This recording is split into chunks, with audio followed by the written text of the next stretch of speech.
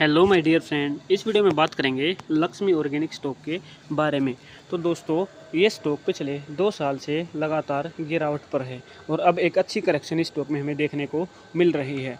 तो इस वीडियो में हम आगे चल के वही चीज़ देखेंगे कि ये स्टॉक हमें आगे चल के कौन से टारगेट दे सकता है, और इस स्टॉक का एक बार फंडामेंटल भी देख लेते हैं कि क्या इस स्टॉक ने अपना कर्ज उतार दिया है और ये क्या इसने अपने फंडामेंटल थोड़े सुधार लिए हैं। फंडामेंटल डाटा की बात करेंगे तो हमें देखने को मिल रहा है कि मार्केट कैप 7,635 करोड़ का है, return on equity 7%, fundamentally weak stock है। अब बात करते हैं इसकी बैलेंस शीट की, जो कि हमें काफ़ी हेल्प करेगी इस स्टॉक का फ्यूचर समझने में। तो यहाँ पे आपको रिजर्व देखने को मिल रहे हैं। रिजर्व पहले स्टॉक के कम थे, लेकिन पिछले 3 साल से, यानी कि इसमें 2022 से गिरावट है। इतने अच्छे रिजर्व होने के बाद भी स्टॉक में गिरावट है।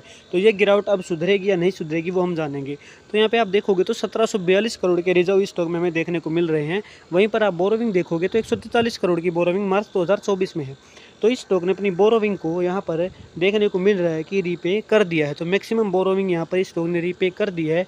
261 करोड़ की रीपे की है और 1700 करोड़ के 1700 से भी ज़्यादा करोड़ की इसकी रिजर्व है। यानी कि फंडामेंटल तो इस स्टॉक के अब धीरे धीरे सुधर रहे हैं। अगर Q2 के रिजल्ट हमेशा अच्छे देखने को मिल जाते हैं तो हमें अच्छा वहाँ पे ये स्टॉक में गेन देखने को मिल सकता है। अभी हम देख रहे हैं कि क्वाइस की जो सेल है वो भी सेल कम हुई है। इस स्टॉक की जो सेल है वो कम हो रही है। उसके बाद हम देखेंगे तो अगर सेल कम है तो प्रॉफिट भी स्टॉक का कमज़ोर है, यानी कि 10% के लगभग इसने कम प्रॉफिट गेन किया है। तो इन नंबर्स की वजह से ही स्टॉक में जो है ज़्यादा उछाल देखने को नहीं मिल रहा था। लेकिन जैसा हमें देखने को मिला कि बोरोविंग स्टॉक ने कम की है, रिजर्व इसने अपने बढ़ा लिए हैं, तो आने वाले टाइम में अच्छा गेन इस स्टॉक में हमें देखने को मिल सकता है। टेक्निकल में सारी चीज़ें मैं बहुत आसानी से आपको समझाऊंगा। तो यहाँ पे आप देखोगे तो जिस तरीके की गिरावट थी उसके बाद से पब्लिक ने अपनी होल्डिंग को बढ़ाया, वहीं इंस्टीट्यूशंस ने अपनी होल्डिंग को दिसंबर 2023 में 3.53% तक करा, उसके बाद कम कर दिया। टेक्निकल एनालिसिस में इस स्टॉक में आप देखोगे तो शुरुआत में बहुत शानदार गेन था, उसके बाद इस स्टॉक में गिरावट और प्राइस जहां पे लिस्ट हुआ था लगभग वहीं तक आकर ये आ गया था, यानी कि गिरावट स्टॉक में वहां तक हो गई थी।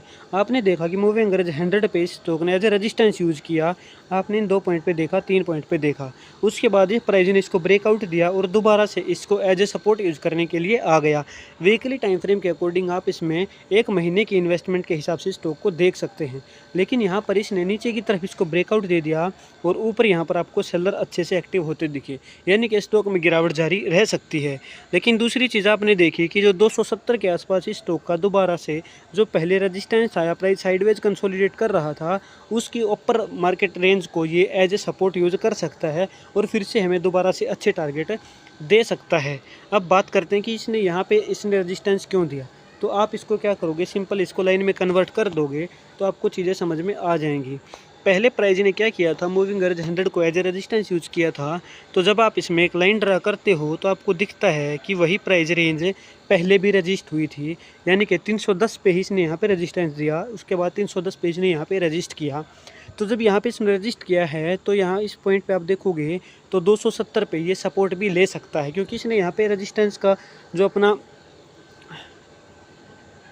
क्योंकि इसको आप देखोगे तो यहाँ पे इसने 310 पे रजिस्ट किया है, तो अब इसका सपोर्ट 276 पे बन रहा है। तो सिंपल आपको पीवेट इंडिकेटर यूज़ करना है तो आपको देखने को मिलेगा कि प्राइस अगर इस रेंज में यहाँ पे सपोर्ट लेता है या S1 के और पीवेट लाइन के बीच में कंसोलिडेट करता है तो दोबारा से अच्छे टारगेट हमें निकाल के दे सकता है। सिंपली इस स्टॉक पे नज़र बना के रखनी है, ये आने वाले टाइम में अच्छे रिटर्न निकाल के देगा, क्योंकि Q2 के नंबर अगर शानदार आ जाते हैं तो मल्टी बैग रिटर्न इस स्टॉक के आने तय हैं। तो सिंपली स्टॉक पे नज़र बना के रखनी है, Q2 के नंबर का वेट करना है, तब तक इस स्टॉक को देखते रहना। अगर ये साइडवेज कंसोलिडेट करता है और उसके बाद अगर ये ऊपर की तरफ ब्रेकआउट देता है, इस प्राइस रेंज को 310 को ब्रेकआउट दे देता है, तो नए हाई ये बना देगा। तो मुझे उम्मीद है वीडियो आपको पसंद आई है। वीडियो पसंद आए तो वीडियो को लाइक करें और चैनल को सब्सक्राइब करना ना भूलें। Thank you very much.